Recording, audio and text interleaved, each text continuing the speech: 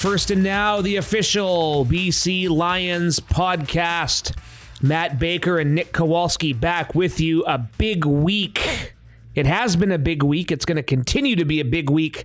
Saskatchewan week. Always fun. Watermelon Smash. We'll talk about it shortly. We'll talk with quarterback Chase Brice. Yeah, a little bit of a different twist this week. Been wanting to do it for a while, but Nicky recovered from Hamilton. Outstanding air show against the Tiger Cats, and I hit on this throughout the week as well. I just had the sense leading up to that game that we were in store for some big things, and sure enough, it's what happened. I mean, like you said, they're all big weeks when we're doing it this big, right? Vernon Adams Jr. going for 320 yards and 4 touchdowns and a half of football. Justin McInnis, I think he had his career half at halftime already. It was pretty remarkable to see in those first 2 drives where it's Adams to McInnis.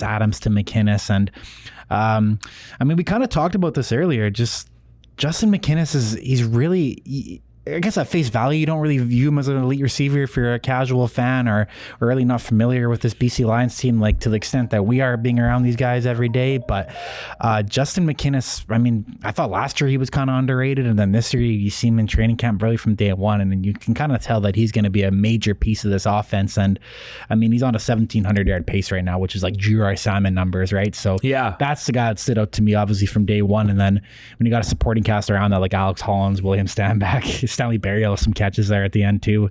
It makes for an easy night on offense. Yeah, and I know VA hasn't been bullish on talking about it, but I know he is, because this is going to mean he's helping the team win. So Vernon on pace for 6,307. He's at 350 per game. He's been the leading quarterback every week. 6,000 in a season, only 5 times in the CFL. The last was Anthony Calvillo in 2004. And Vernon's pace would put him second as far as a single season. Doug Flutie had 66-19 in 1991. This is a remarkable thing he's doing. Yeah, and I think the thing with records, though, is it's half the battle is just playing those 18 games, right? We saw it last year. I mean, Vernon was pretty much on a 6,000-yard pace last year had he played all 18 games. So that's half the battle, just staying healthy. And I think the number I'm even floating out, I put this on Twitter last week, and we're trying to market our players, make them look as good as they can, but the number I'm throwing out is 67-14, because if you factor it as rushing yards, that's the total yards he's on pace for. And I mean, this could even be burying the lead. Maybe the most impressive factor about all of this is he has 1 interception this year, and that came in week 1 at Toronto. So that was kind of, if any of the haters or any of the non-believers in Vernon had any ammo, it was turnovers in the past couple of years. But that stage of his game, it's been absent, and it's just icing on the cake to what he is rightfully being claimed as the front runner for the MOP. And obviously Cody Fajardo is doing his thing on Montreal, Philpott in Montreal too, Holland's here too, right, as some other candidates, but Vernon has to be the front runner right now. Yeah, and it's early. We're only reaching the 1/3 mark of the season here this Saturday, so yes, a lot can happen, and I don't think he's going to be 350 every single game. I hope I'm wrong, but we're going up. Well, there's a big opportunity for him back at home this week. We've talked a lot about the receivers, and the defense did what it had to do. Although we talked to Seontae Evans today after practice, he said that they're talking about finishing. I personally giving up a garbage time touchdown on the very last play. I hate that. There's some finger guns going on. Yeah, guys there were celebrating like they were the ones up by 3 scores, but I guess you're 0-5 for a reason, as they say. But let's talk about the William Stanback effect. 156 scrimmage yards. He's got 3 touchdowns in the last 2 games. This is a player who has come every bit as advertised. Yeah, and we've talked about it week in, week out about the running style that he brings, but in Hamilton, you got to touch on the receiving aspect of it too, right? Catching that wheeler out on that first drive of the game. Another great call by Jordan Maksimic, getting Will wide open. And those balls aren't easy to catch, right? Like, Will, it's one thing kind of catching those balls where you can actually see the ball coming and you have all this time to think about it, but Will caught that on the fly, brought it in on the fly for the 45-yard touchdown off the bat, and that contributed. I actually broke this news to him. I was looking at it earlier today. I was rolling my camera when I told him. I kind of like to pick my spots when I talk behind the lens to get some reactions out of players. And I broke the news after in the locker room that Will I told him 150 yards and he goes 150. And I'm like, well, he had 70 and 70. And the funny thing is too, Dave Mackey actually says that until Will gets 100 yards, I think this is the standard they're setting, 100 yards rushing, they're giving him fines apparently. So Will has a high standard right now. Still is missing that 100-yard rushing game, but 150 yards from your running back. I mean, and 2 touchdowns too, right? His first rushing one. Massive day for Will.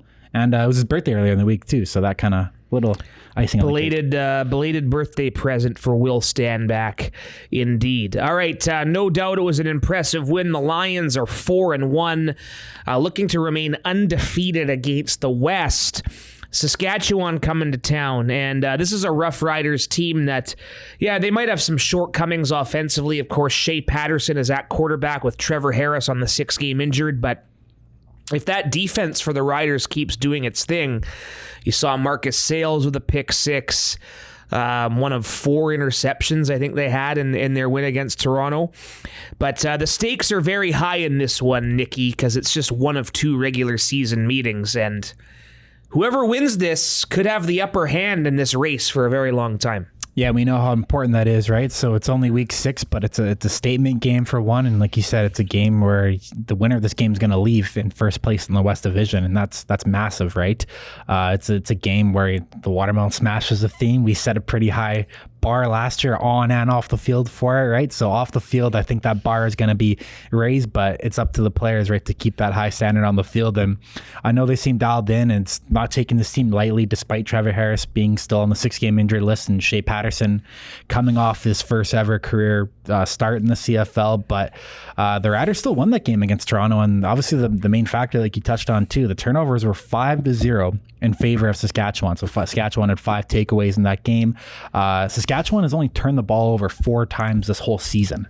So they're doing a great job at that on offense too. They have a +10 turnover ratio. And if you look at the turnover ratio, it's Montreal and Sask and then a big gap. And what do Montreal and Sask have in common? They have not lost games yet. So obviously that's going to be a big hurdle to overcome. And Vernon and the offense touched on it today in their media that you got to take care of the ball against this team. The turnover battle is always a big one. I talked a little bit about how the Lions' victory at Winnipeg in week 3, it's rare you go in there, lose the turnover battle, and win the game. That's what happened. Remember the Travis Fulgham fumble was the only turnover for either team on that night. So, that is going to be something to watch for. A second down defense you're talking about here. The Saskatchewan Roughriders are, so the Lions have to continue extending drives, extending plays, and we talked about Vernon's average, 350. Well, the Riders are only allowing 313, I think. That's dead last. Passing yards per game, So you think if you thought last week that Hamilton had a poor secondary and all these busts, so that's I was going to say, 313 is not a low number, They rank the worst in the CFL. That kind of caught me by surprise. And it was kind of, I think it's a bit inflated. It's obviously early too, so we got to factor that into. It's only been a smaller sample size, but there were some busts earlier in the season when they had those games against Hamilton. They're also beating Hamilton early. And there's some games that they're winning early. Bo Levi and Hamilton's throwing the ball 40 times a game. That factors in, but that's an area where it's, again, on paper we can say it's advantage BC. You got Alex Hollins, Justin McInnes, Stanley Berryhill's kind of coming on. Aiden Eberhard showed what he can do the last time we were at BC Place, right? As kind of a second, third option in this receiving offense. So the Riders rank the best against the run, but they rank the worst against the pass. And it's weird. Like when you look at their roster, that probably shouldn't be the case. You got a guy like we talked about Gary Peters yesterday, how Roland Milligan, number 0, was maybe one of the top defensive backs in the CFL. We all know what Marcus Sales is capable of. Nelson Lacumbo, Poseco's younger brother, he's starting at safety and playing really well for them too. So they got some warriors out there. Jameer Thurman's another name that we talked about last week. How Hamilton lost Jameer Thurman. We're seeing it right now, the effects on both sides. The Riders' gain is their loss. Right? So they got some good players on that defensive side of the ball. All kinds of juicy matchups here. Pete Robertson, his first time playing the Riders, and I think Pete is going to have to be a difference maker. The Lions, as we record this, a few injuries on the defensive line, at least after Wednesday's practice. Josh Banks was out, as was Christian Covington, as was Thibaut Debaye. Rick Campbell hasn't ruled anybody out, though, so we'll have to watch for that injury report Thursday of course, and then declare the roster on Friday. Watermelon Smash underway, 11:30 a.m., Terry Fox Plaza, Backyard Bash. The two team presidents, Dwayne Vanneau and Craig Reynolds, taking part in a watermelon eating contest. We have watermelon-themed margaritas. I love this. We tried some at Boston Pizza the other night. Very good. $5 Molson Coors products. Josephine and the guys providing the musical entertainment. We talked about it. The weather should be outstanding. And hopefully it translates to a solid night on the field for the Watermelon Smash. I smashed watermelons with TJ Lee that was awesome. at Global. Give me some Felt good. Michael Scott, Dwight Schrute office vibes. Yes. At least you didn't in a car though, right? At least like Dwight did. No, not in a car. No. So there you go. But that was fun. Upper Bowl is open too, right? Let's pack this place. Get 30,000 plus is a good number, I think, for this one, right? Hopefully we can get. We'll that crack number. 30. I would say. That'd be great. So it's a hot, sunny Saturday afternoon, 4:00 start, and go out after, plan your whole day around it. I know if I wasn't working for this team, that'd be my number one plan this weekend. So. We'll be there anyways. Be there anyways. That's the luxury we have. 4:00 kickoff. We'll talk with quarterback Chase Brice. How did he end up with the Lions? Has a great experience winning a college football national championship, Clemson beating Alabama. Get his thoughts on Trevor Lawrence. The two are still close. He'll break it all down. First and Now continues the BC Lions official podcast. And on First and Now, we are thrilled to have this week's guest, someone we've been wanting to talk to more for a while. Of course, he's been here for over a year now, just after 2023 training camp. Lions quarterback Chase Brice, formerly of the Clemson Tigers. We'll talk about his time with the national champions in 2018 with some guy named Trevor Lawrence. But Chase, welcome, first of all. Yes, absolutely. Thanks for having me. We're gonna start from the beginning, so to speak. Back to your childhood days, growing up in Grayson, Georgia. Georgia, yes. When did you start playing quarterback? And, you can be honest with us. Were you always kind of that guy, the cool kid playing quarterback in Pop Warner High School, all of that? I think I was 7 years old. I started playing second grade. Yeah. And immediately, they just threw me at quarterback. I was able to throw and had good eye coordination and things like that. So I think it was just where my dad put me and just kind of stuck from there on. And then high school, was it starting to get serious as far as college offers? What kind of offers did you have and why Clemson? Yeah, I started all 4 years of high school, starting freshman year. Started getting recruited at the end of that year and then got my first offer after my sophomore season from Colorado State. Mike Bobo. Previously, he was at Georgia, and I grew up a big Georgia fan. But I kind of got the ball rolling from the end of that sophomore year, and things started rolling for me as far as colleges, Clemson, and different schools like that. You, of course, talking about the national championship. And you had one carry in that game. I think it was a kneel down, right? Was it? I didn't take a knee. We're in a 2-back set, and I predetermined I was going to pull it. The end did not crash, so I was right in his teeth. So he got me for -1. What other besides that one? What other games with the Tigers stood out over your 2 years? 3 years, I guess it was. Yeah. I did a redshirt year. But all were great games, obviously. We were very successful during that time. I guess most notably the one I came in versus Syracuse when I was back up that week and Trevor had gotten hurt and we had to find a way to win. And after that, I was ready for any game, if we were up big or, if anything happened. That Syracuse game, that was your very first game ever, right, too? I got to play a little bit versus Georgia Southern and Furman, but we were already up big. And so, but that was my first, this is a very important game, obviously, Trevor was out and I'm in with the starters. You know, I'm a backup. I don't really get those reps. So I had the whole second half to play. Yeah, and it was a come from behind lead. I was watching it actually earlier today. There was a big fourth down where he hit T. Higgins. Like, these are the kind of names you're dealing with, right? And Travis Etienne at 200 rushing in that game. So, I mean, that's when it kind of feels like you're really playing SC football then, right? Yeah, absolutely. I mean, guys like T. Higgins, guys up front like Trevor Lawrence, Austin Bryant, Cleveland Farrell, a lot of NFL talent on that team. Amari Rogers at receiver, like just top to bottom. Very talented group of guys and a lot of guys that can make you look really good too. Mm-hmm. Obviously, Trevor Lawrence too is the big name. Going under him for your first couple of years there at Clemson. What stood out to you about Trevor? Like, obviously, he was a major 5-star recruit even before Clemson, but spending all that time with him, like, what were some of the traits you picked up? And I don't know, any funny stories you got about him too? Yeah, Trevor's a great guy. I had the pleasure of being in his wedding. So that was just really cool moment for me and him, honestly, because for the longest time it just felt like me, him, and my buddy, you know, our buddy Ben Batson and Patrick McClure, and you know, we were just always together, always doing things.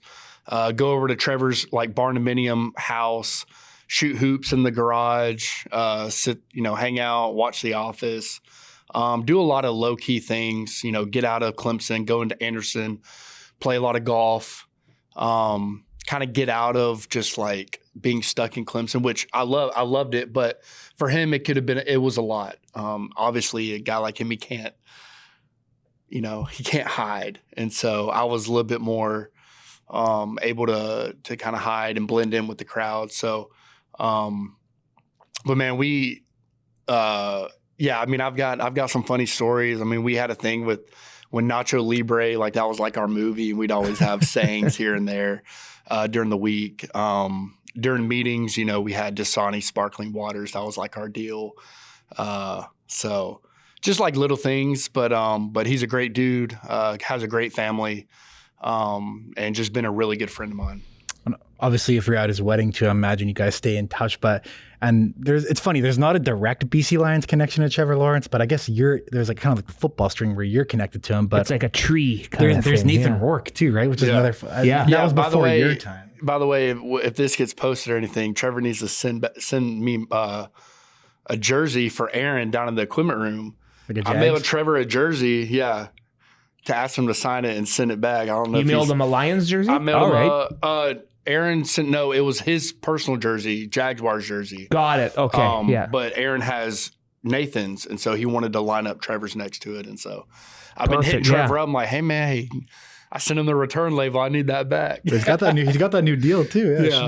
Should be easy. Yeah. That's awesome for him. I'm happy for him. You're even wearing Nathan's old number 12. So I know. Here you go. It's more connecting dots here. Your national championship here. I want to go back to that because I think in the Cotton Bowl semifinal, you guys beat Notre Dame convincingly, right? And then you line up against Alabama at Levi's Stadium, was it, in Santa Clara? Yeah. Yeah. Tua, Jalen Hurts, Najee Harris, Josh Jacobs, just rattling off names here on defense, Quinnen Williams, Patrick Surtain. What was it like going into that environment against that star-studded team and beating them convincingly as well? Just what do you remember most about that day? I remember that specifically, not a lot of people knew the national championship was being held in Santa Clara. I mean, I remember us going to In-N-Out a couple nights before the game, and you got Clemson players, Alabama players in there, and it's, you know, we're wearing orange. They got their crimson on. Big dudes, a lot of big people, and they're like, hey, is there an event going on? Like, what is anything happening here? And we're like, yeah, I mean, biggest game of college football is happening in a couple of days. So, but leading up, like, obviously very nervous, I guess, for me being a backup. It's just a never know feeling. But also, I remember us having a really good week of preparation and really having a good beat on sticking to our plan, our script, and Coach Sweeney being the confident coach that he is, but instilling that in us and just riding the type of season and wave that we had already, been going on. And I remember our saying was like best ever, So our goal, was to go 15-0, be the best ever. And, obviously we're going to claim that. So, but yeah, like you named off a lot of great players, talented players, a lot that are still in the league. So it was a very, very fun game. Obviously the scoreboard, we handled it pretty good as a team, but we just found a rhythm and scored a lot of points. Defense played outstanding, and that was it. Yeah, I Santa Clara Levi's Stadium, not much around there. Yeah, there wasn't. From what I remember, there's a Six Flags amusement park and like a Sheridan hotel, and really there's a train station. The light rail goes right there. I remember that. But yeah, it's interesting you say not exactly the same as if you were playing at, say, the Superdome in New Orleans or something, yeah, right? Absolutely. And then, that's remarkable. That's a good little nugget. Then you transfer to Duke. Mm-hmm. What led to that? Trevor had, my goal was to continue to play, and obviously I wanted to start. I felt like I had developed, in my 3 years at Clemson, and he still had a whole nother year. He still had a whole nother year because we lost in the 2019 national championship. I sped up my graduation process, and I talked to Coach Sweeney about it. I talked to Coach Streeter, Coach Elliott, and they were all kind of on my side. They understood why I wanted to do it. And most of all, like, I was going to be a graduate, so I felt like I'd earned that opportunity once I graduated to test the waters. And unknowingly, COVID had kind of started into that late February, March time, and I only got to take one visit. I took it to Duke. I thought it was a great opportunity for me. With Coach Cutcliffe, and so it was tough because there was a lot of unknowns, but I was very optimistic about going there. I was excited about it, but things just kind of didn't work out how you planned it to. You talk about being a graduate. My source is Wikipedia, so I hope I got this right. But it must be huge here. It says you have a degree in Parks, Recreation, and Tourism Management. That's right. Is that this a big passion, or what went into that? It was more of a, I think after football, post-football, I think I want to get into the coaching realm. It's kind of what I've leaned towards, either that or some sort of sales. But I do have a passion for coaching, and like whenever we'd have kids camps and stuff, I really enjoyed doing that. So that route I was able to get a lot of athletic leadership credits for like a coaching minor. And I could avoid the math. So I was business, and I was like, I can't do all this math, So I went into PRTM to kind of, it was more real life. We did a stocks class. We had a lot more hands-on. I got to travel, got to go on some field trips. So got to learn about facility operations and things that I felt like mattered more than looking at a book. So it was great. I really enjoyed it. Anywhere cool you traveled then? Because I guess that's... We got to go to Disney World. Oh, that's cool. That's okay.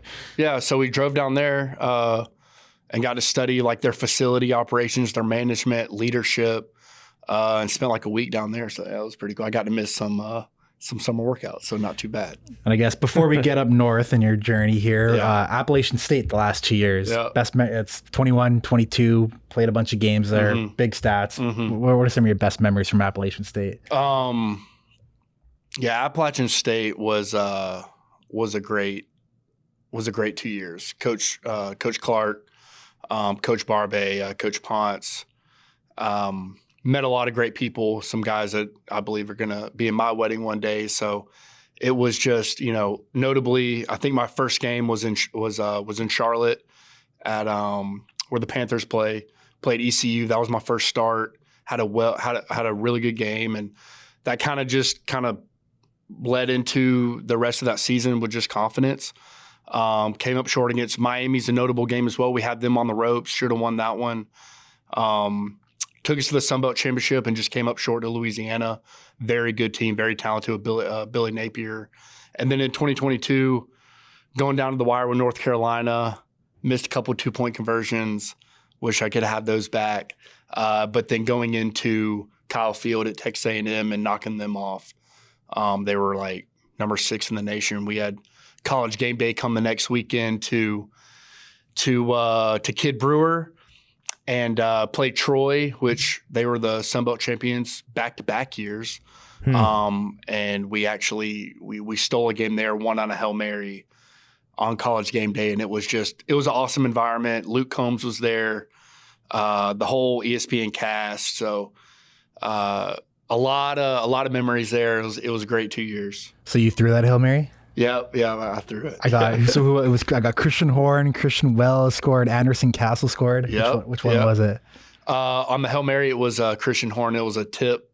I threw it short of the goal line, and it was a tip, and Christian Horn came and scooped it and scored with 0 time left. So that's got to be one of those moments, I guess, growing up that you just dream of, right? It was insane. You got to live it. It was insane. Yeah, it was. The fans rushed the field, everything. Like I go over to the sideline, into the stadium, the bleachers, and I'm like helping people get down.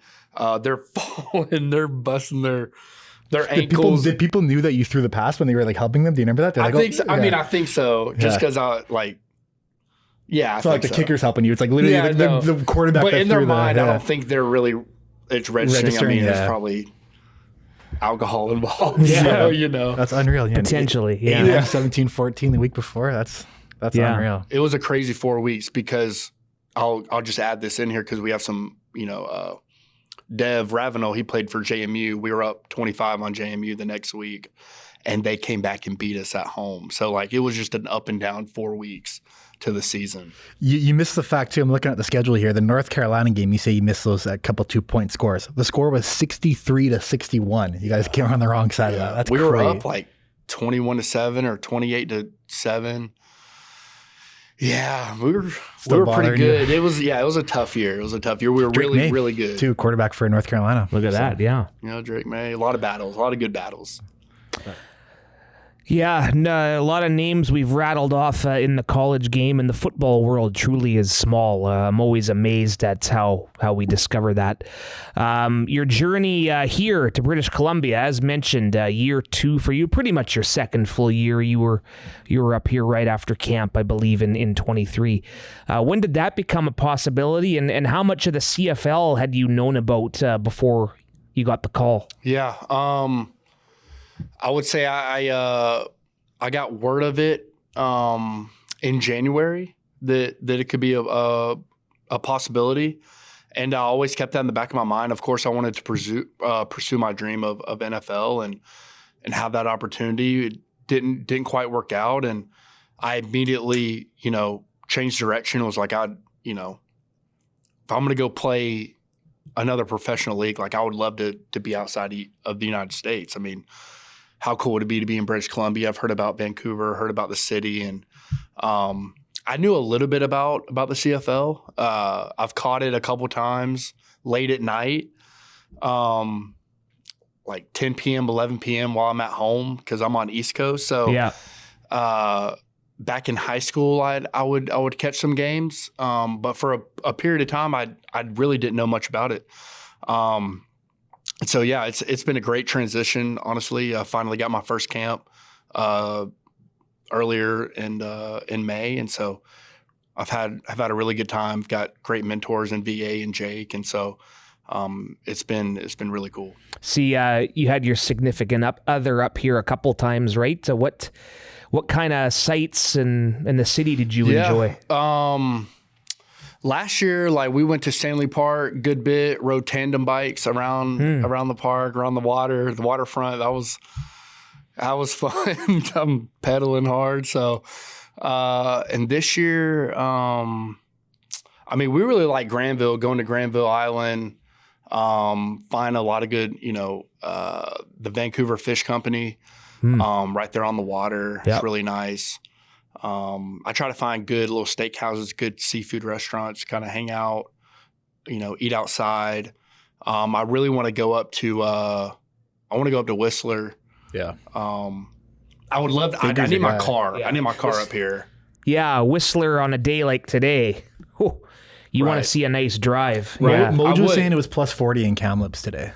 So Really? I'm sure you're kind of used to that. Yeah. Back That's home. But- old hat for him. Yeah. Yeah. But I guess you talked about this too, that this was your first training camp because you came in, I believe it was July last Came year. Right? first week of the season, so like Right June after 2nd. camp. June. Yeah. Yeah. That's difficult though, right? Because when you get a training camp, you know you get the off season and kind of get the playbook and all that, right? And it's a big offense. We hear about Jordan Maxim's playbook and how big it is, right? So I guess year 2 now, you're feeling that much more comfortable. Yeah, I mean, I think my goal coming up here and coming into even last season was just be committed and be great where my feet are. You know, I want to make it a career up here, and so whatever it takes, honestly. But last year, learning on the fly, you know, was really tough.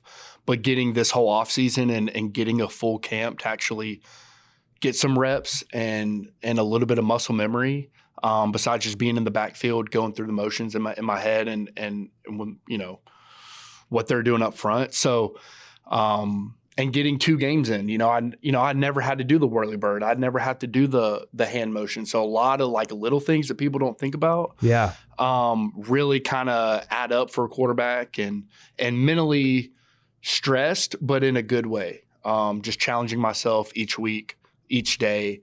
And here we are already, you know, what are we going into week 6? Yeah. Yeah. So, I mean, it's flying by, but I've really enjoyed, you know, learning and obviously still have a long way to go, but just always ready is kind of my mentality.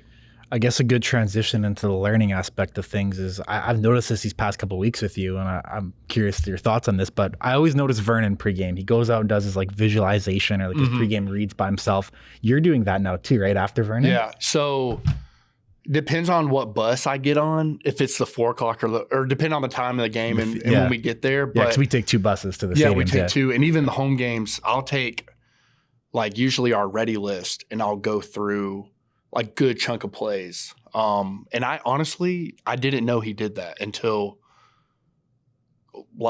this year during the Edmonton preseason game. I saw him out there, but yeah, visualization is huge, and I want to be able to, you know, the left or right hash and going through my reads, going through my plays, making sure my notes are right. So that's something that I found out helps me. And then I kind of got in my, you know, same rhythm too, where I go inside and continue to look at it. And then me and VA go out about 35, 40 minutes before warm-ups, and we throw, and we honestly have developed a really good routine. So yeah, it's been good. Overall, how would you describe your game, your identity? My identity, you know, I love to throw it. I love to sling it. So whether that's deep shots, whether that's short game, I like getting in a rhythm. So, you know, a lot would probably say game manager, right? Yeah. You know, just take what the defense gives you. You know, I feel like in my preseason games, that's literally what I try to do is just take the open route, you know, throw it to the right guy and things like that, and go through my reads, go through my progressions, and when in doubt, take off and run, because I know I can run if we need to get that. So I was gonna say, given your build, My stature- you see yourself like a Chris Streveler type almost. maybe. So I feel like, yeah, I can get loose if I get a little bit, you know, some head of steam in front of me. But yeah, my nickname is Big Country, so a lot of guys call me Big Country. It's kind of funny, but yeah. So just taking what the defense gives me, you know, taking shots when we need to, but staying within the system. It's a great system, and I think, you know, each week I'm becoming so much more confident in it. You're aware there was a Big Country in Vancouver who I played am. basketball for the Vancouver Grizzlies. Yeah. I see a bit of, you're not quite as tall, but I see a bit of a resemblance. Nick should look Big Country up after this, but It rings a bell. That's about it for me. it's a weird footnote in Vancouver sports history, the Vancouver Grizzlies overall. But so we learn something new every being day. from Georgia, being from the South. You know, so. And he was from Georgia or Oklahoma. I forget. He played at Oklahoma. I don't remember where he was Can't from. remember I need to exactly. learn more about him, though. Yeah. But I did know that he played basketball. There's a local filmmaker in town who did a documentary on him. Okay. Finding Big Country. So I've not actually checked it out, but I've heard good things. So some research for Something you. to do. I guess before we wrap up here, just talk about Saskatchewan this week. Like you said earlier, it's 12-hour days minimum here prepping for opponents, right? And it takes the whole quarterback room, not just Vernon, that everyone sees kind of on game day, but it takes the whole quarterback room, right? So Saskatchewan this week, Corey Mace, big challenge, right? Yeah, I think I'm like I said, I'm in year 2, so there's a lot that I don't know. But just listening to, Jake played there last year, but listening to Jake, listening to VA, Jordan, just talk about them, but watching them as a team, very talented, defensively, D-line, very good, secondary, very good. I think in all their spots are very talented, very sound. They do a lot of good things. So, it's going to be, and undefeated. So, I mean, that can't go unnoticed. They pulled out a win last week, did well. And so our goal is just going there at home, protect the house. And I know VA is going to do his thing, and the rest of us are going to be prepared as well. Going to be a fun one indeed. Always a big crowd when Saskatchewan comes to town, and when the stakes are high like this, first place battle, there's a little extra excitement for it. The weather should be good. I'm predicting the roof will be open. If it rains, nobody blame me. I'm just making a prediction. But I always think about that time we played Saskatchewan in 22. Yeah, I know. And the roof was open. It was before you were here in 22. And it rained. It started raining in warm-ups, yeah. So it was wet on the field. And does it take a lot of time to close the dome? So I think it's safety, right? It's a type of thing there. They don't open or close it. Once it's open, it's open. Once it's closed, like it's not like some of the other ones. So yeah, so like at halftime, they couldn't be like, you know what? But I think thankfully on this night it stopped before quickly. the game. But it was definitely raining. It was wind. In between warm up and kickoff. I can't remember what went into the decision to open it. It was because it's the type of thing. If it's rain in the forecast, they won't open it more often than not. But yeah, it was just a weird thing being in there. Are we at 4:00? We're at 4 o'clock. Yeah. So also depending on that sun, I know beats down into that the visitor side end zone. That kind of bothers me a little bit too. What side when you take the ball and things like that. Hey, so it's a champagne problem for me. But even in Hamilton last week when Justin's scoring his touchdown, like Vernon's in the dark when he throws it, but Justin's in the sunlight. I hate it too. So I hear you on that. But yeah, should be a good one. Yeah. Chase, this has been excellent. Always love taking a deep dive on guys who had extensive college careers. And it's Clemson week. We had Gary on yesterday. Yeah, we had Gary on the radio show. And so GP. There you go. Yes, sir. Thanks for having me. Appreciate it. Yeah. Awesome. Thanks. Chase Brice on First and No. Chase Brice, and I tell you, we could have gone for another 45 minutes. Dissected to what a storyteller. Career, yeah. Oh. I know. I like I said, I watched the Clemson kind of his first game against Syracuse there, but the Appalachian State games I didn't really do my research on, so that we watched the Hail Mary after. It's a pretty crazy play. It's an insane deflection, and the guy catches it. He's still at the 6-yard line only, so he had to have another guy do a nice block for him to score, and the announcers go crazy, and yeah. And that's the week after they beat A&M on the road, 63-61 loss to Drake May's Tar Heels against North Carolina. So pretty crazy career. And Chase this year too, right? Like he talked about too. He got some game action in the preseason. He's been dressing all season, whereas he spent his due on the PR last year, the practice roster. But he's someone, he's in it for the long haul, like he said. Takes a quarterback room to get victories in this league. They talk about it all the time, all the hours they put in. So it's a nice addition having him here, and someone that's I would say falls into that underappreciated category as a backup third string quarterback. Right? They still have an effect on these games, although they don't necessarily even throw the ball. Absolutely. Yeah. That was very fascinating conversation. And it is funny about Levi's Stadium. He said people were looking at them saying, what's going on here? Yeah. Well, if you ever go there, there's not really much going on around there. Still, you would think pretty good sports area. People should know. But anyway, week 6 in the Canadian Football League underway on Thursday. Toronto Argo is in a bit of a skid here. Losers of 2 in a row. at Montreal, and then home to Montreal, I should say, and then at Saskatchewan, like we talked about.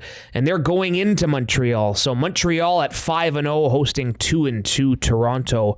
We're going to find out a lot about this Argonauts team and how they're going to respond. Yeah, and earlier in the year, they were taking care of the football, right? I think they only had that one turnover against us with the Thibaut Debye, Josh Archibald combination for the touchdown, and that was kind of their formula to winning games, right? And they were still moving the ball last week against Saskatchewan and Toronto, but it was turnovers that killed them. So Cam Duke's facing a little adversity. He's still showing really good glimpses at least. So, but they're banged up too. I saw Jake Serezna's out for them, so that's obviously a big loss when you're going against the Montreal offense that's clicking on all cylinders with Fajardo and Philpott and Keon Julian Grant making all these plays. So the Alouettes 5-0 right now. They're the talk of the East, at least. I'll leave it at that. But it should be another good one. I find when these teams play, they kind of have all these different kind of spurts of outcomes. I feel like there are a couple of close games last year, and then there were blowouts on each side.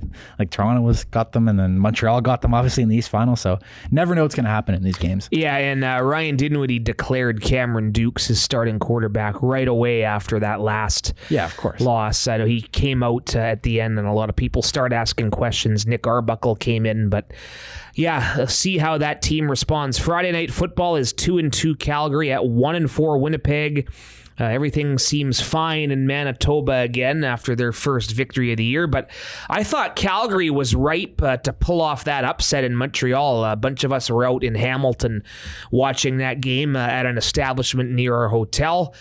Stampeders playing hard. They're in a lot of these games, but only a 500 record to show for it. So, talking about teams and how they're going to respond, I think Dave Dickinson is going to have this team ready this week. Yeah, and if Winnipeg wins this game, suddenly they're 2-4 and they're tied in terms of the wins column. Like Calgary would have two wins. Calgary would have owned the tiebreaker. Suddenly Winnipeg's right there. Yeah, for third place, we're already talking about tiebreakers potentially being sewn up. That's crazy. Yeah, and Calgary has an advantage on them already, right? Winning the other week in overtime, back over at McMahon there, so it's a big one, right, for Winnipeg to get back even. Zach Collaros looks like he's back healthy. So yeah, that was the game he got hurt, of course. That Winnipeg at Calgary. But man, I was watching that Winnipeg Ottawa game on Friday while Faded was blowing through my apartment at the music festival out in Surrey, and Winnipeg, I think Brady Oliveira had 28 touches. Chris Trevler had like 80 on the ground. Like they definitely made an emphasis to run the football last week. And although it's probably going to be Zach back under the helm for them, I don't see Winnipeg kind of deviating from that strategy. And it was smash mouth, old school football. Yeah. Yeah. Breaking news: Brady Oliveira is very good at football. Still very good. So, yeah. They look like they're primed to kind of get their season back on track at least a little bit, and maybe Lucky Whitehead sees the field too. Yeah, they made that official. This I would have to think so. Yeah. So good to see him back. Saskatchewan at BC, of course, Saturday, and then it all ends Week 6 does Sunday. Yeah, Edmonton Elks had not played since being here the previous Thursday. They had the bye week, so they're going a long time here in between games. They're hosting the Ottawa Red Blacks, and Ottawa victimized, of course, by Brady Oliveira and company in Winnipeg. And injury report-wise for this Ottawa team, what stands out for you there? Well, I think all eyes got to be on Drew Brown for this game. Obviously, unfortunately, with that concussion protocol. Head injury he suffered in his return to Winnipeg last week, kind of spoiled that aspect of the storyline with that game. But Drew Brown at least was practicing there, so that's good news, right? And you know how important having quarterbacks in this league is, and he's one of the up and coming ones, obviously, right? Ottawa investing in him, so. Ottawa needs him to be healthy, right? And gotta watch that storyline. Edmonton's still looking for their first win, so like you said, with all this time off, it's got to do them good service. And Edmonton's one of those teams that are right there, I think, right? Winnipeg was right there and got over that hump last week with their win, and I could see Edmonton getting it done this week. And they ended their home slump last year against Ottawa, did they not? Yeah, shout out Trey Ford for doing that. Yeah. Yeah. But. I lost my train of thought here. I was going to talk about Edmonton. I lost my train of thought anyways. But yeah, this should be another good one. Edmonton, I mean, they got to get it done, right? But this is what I'm going to say. Whenever it's East and West, though, we got to root for the East. Always. Oh, yeah. That was my train of thought. Always. So you're talking about Calgary, Montreal. It actually helped us a lot with Montreal closing that one out and keeping Calgary below in the basement. Funny story. I mentioned a few of us watching Montreal, Calgary, and Hamilton. So the Copa America was going on. It was those two quarterfinals. It It was the Uruguay, Brazil, and Colombia, and whoever they were playing, Panama, something like that. So there was a few soccer fans in the South American team, I forget who it was, jerseys. They're focused on the soccer. We're all reacting to Montreal, Calgary. Every time the Alouettes did something, we start cheering and going. And these soccer guys turn around like, what the heck are you guys yelling at? Having no idea what we were watching. It's like, even on Friday too, right? I watched that game from start to finish, the Winnipeg Ottawa game, and I like to scroll Twitter and see what everyone's talking about during the game, right? Don't really do too much live tweeting anymore, obviously. Working for a team and all that, but there was so much buzz. It was Canada. Again, I'm not a soccer guy either. I feel like we're on the same page here. But they had Canada a big game on Friday, and they won in penalty kicks, right? Venezuela. To advance to play Argentina. So that was going on right when Winnipeg was playing Ottawa. But being the CFL diehard I am, at least. I was the same. Yeah, I was dialed into the CFL, and I had all the soccer tweets filling up my timeline, so I didn't like that aspect of it. There's the odd CFL tweet about the game being all wonky and people being pretty upset about the quarterback hits in that game, to say the least. But yeah, made for a good night of football, and it's going to transition. Both of these topics, I believe, are going to transition right into our go for it or punts, right? Well, let's do it. What are you going for? So I'm going for living vicariously through Instagram stories or just social media stories or posts in general. And I'll preface this by saying, like, this job we have I tell people it's a dream, and the fact that we get to travel and go to all these cool stadiums and get all the access we do is amazing. But at the same time, there's that Faded Music Festival that I was talking about. We obviously could not attend that because we were in Hamilton. The Calgary Stampede is going on right now. Seeing a lot of people going there. I love the Stampede. That is a party. Yeah. But duty calls, so we have to be here and at our great jobs, and that's by no means a complaint. But at the same time, though, I'm going for. I've been checking out the people. I knew a bunch of people that went to Faded in Surrey on the weekend. Was Brett Zolan there? Yeah, he I saw that. Good on him. Yeah. So and got up for that early flight in Hamilton, so made it down there. But I was loving all the people posting about it. There's some great artists there. I saw like John Summit's an EDM name that I saw was he did. It's funny, all these people that did Faded, they kind of like did Calgary Stampede right after. I'm sure that was part of their scheduling. Obviously, makes sense, right? Yeah, but that looked fun. I was watching all everybody's stories. I was enjoying it through them. We obviously didn't get to go. I'm praying next year we get maybe get a bye week during Faded week. That'd be great to be able to check it out. But or at least we're at home and you can go to one night and not looking get at a glass half full, right? We still get to. Other people get to enjoy all these experiences, and we get to enjoy our own things. Well said. I am going for Hamilton. I experienced an aspect of Hamilton that I'd kind of heard of but never indulged. Beautiful weather, and I never realized where we stay. There's a little overpass. You walk over. It's on the highway where Opposite we stay. Denny's, the QEW. So you walk over this overpass. You go through a little path. You cross one more gravel road, and you're at the beach. So I did about a 1 hour loop, go for my walks, get some steps in. Along the water, you're pretty much in Burlington, Ontario almost if you keep walking. And other than the fact, I know Lake Ontario, maybe not the cleanest, people don't swim in it, but people were there having a full-on beach day. People were riding their bikes, rollerblading, jogging, was packed. Beautiful day, beautiful scenery. There's a famous spot there, Hutch's on the beach. It's like a famous diner. It's got like a jukebox. It's got good ice cream. So I ducked in there. I was thirsty. I needed a water. There's even a beach club with a beach volleyball court. I mean, this is like being out in the Caribbean almost, right? So the beach in Hamilton, I'm going for it, man. It was awesome. Can you see like Toronto in the background with like the CN Tower and all that? No, not quite. Close? So like I said, I was told, I turned around at Hutch's and walked back. So it was about half an hour to Hutch's, half hour back. A couple clicks, yeah. I was told it was about 5 clicks. I was told had I kept walking another 10 or 15 minutes past Hutch's, I would have ended up at the Burlington Waterfront Hotel, which has been the Western Grey Cup team's hotel, the 2021. So had we advanced to the Grey Cup, we would have been staying at this waterfront. Okay. Not would have been that nice in November, obviously. So, but hey, just for fun, I looked up how long it would have taken to keep walking along the lakeshore all the way to Toronto, all the way to, say, the CN Tower. Like 8 hours? More? No. Longer? Double that. So 15-ish? Something like that. 14 hours. Maybe one day. Yeah.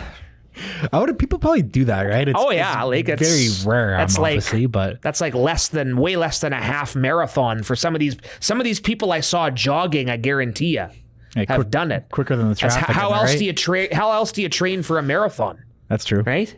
But you got to check this out next year if we stay at the same spot. It's beautiful. Well, to kind of piggyback on yours, like with Hamilton, we went out on Saturday night. We were doing some content with Dave Mackey for some future stuff down the road. And we were in Burlington too, actually, in this kind of, I think it was around like that waterfront hotel area. Because there were all these You were downtown Burlington. Yeah, nice patios and nice restaurants we went to. So I was a fan of it too. Like I said, if had I walked another 15 minutes, that's where I would have. Yeah, it was awesome. It was just an element of Steel Town I had not yet seen. And Hamilton's climbing the rankings, I'm going to say.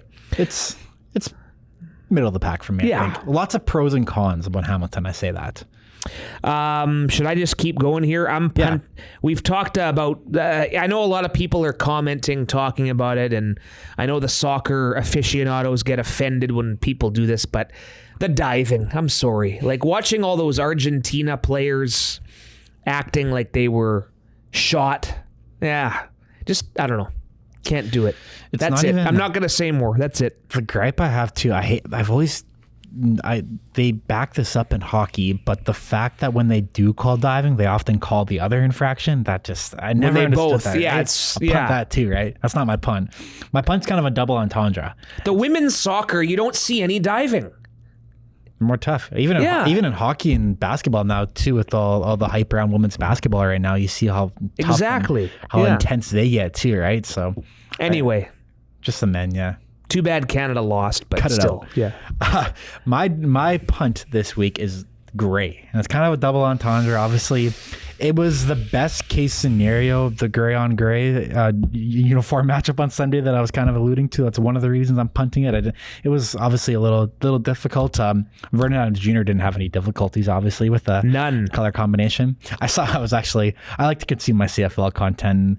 I think it was John Hodge at 3 Down. He was making a joke that some of the Hamilton defenders maybe thought that Justin McInnes was their teammate because he's wearing gray. But kind of a funny joke about that uniform matchup. But that was an unfortunate kind of situation that arose, but right now, I mean, I'm wearing black today I got my black monogram BC Lions shirt on today if you're watching, and I'm wearing black all week because with plus 30 out, the gray shirts go out the window for me because we're outside at practice. It is a hot heat right there, and these black polos, they come in handy. Yeah, I love these new polos. So the gray on gray, I guess it's not my preference either. It was not as bad as I thought it would be. It would have been worse if we were in black. Exactly. So yeah, I didn't think it was as bad as I thought, but do I want to see it again? Yeah, not necessarily. So just sucks that we're the only team with a gray jersey. If you get catch what I'm saying. Absolutely. Made in the hammer. Those jerseys, not a good luck charm for the winless Hamilton Tiger Cats. From a winless opponent to one who hasn't lost, 4-1 Lions, 4-0 Saskatchewan. BCLions.com/watermelon smash. $25 adult tickets, $15 kids tickets, 17 and under. 11:30 a.m. I'm sure you'll be out there filming the watermelon competition at some point. Watermelon themed margaritas, $5 Molson Coors beverages, music, games for the kids. It's going to be sweeter if we manage to get this win. Nikki, let's enjoy it.